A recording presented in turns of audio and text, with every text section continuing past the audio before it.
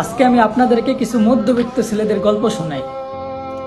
একটা মধ্যবিত্ত ফ্যামিলির ছেলে সেই ছোট্টবেলা থেকেই টাকা পয়সার অভাব, জামা কাপড়ের অভাব, নতুন একটা জুতা কেনার অভাব, আরো হাজারটা অভাব নিয়েই সেই সংসারে বড় হয়। তবে না, সেই একটা অভাবের কথাও তার মনে থাকে না। তবে গরিব ছিল বললে আপন মানুষদের সেই দেওয়া কষ্টগুলা কখনো ভুলতে পারে না। সারাটা জীবন একটু নিঃস্বার্থ ভালোবাসা খুঁজতে খুঁজতে ক্লান্ত হয়ে যায় সেই মধ্যবিত্ত ছেলেটা। একটা সময় পরিবারের ভালো রাখতে নিজের দেশ ত্যাগ করে পরদেশে পাড়ি দেয়। হাজারটা দুঃখ, কষ্ট, মানসিক অশান্তি আরো অনেক কিছুর মধ্য দিয়ে এই দিনগুলা পার করে আনে। একটা সময় টাকা পয়সা হয়ে যায়, আপন মানুষগুলোরও ভালো রাখে, তবে সেই নিঃস্বার্থ ভালোবাসার অভাবটা তার মনে সারাটা জীবনই থেকে যায়। তো বলে আমরা মধ্যবিত্ত ফ্যামিলির ছেলে হইলেও কখনো স্বার্থপর তো নই।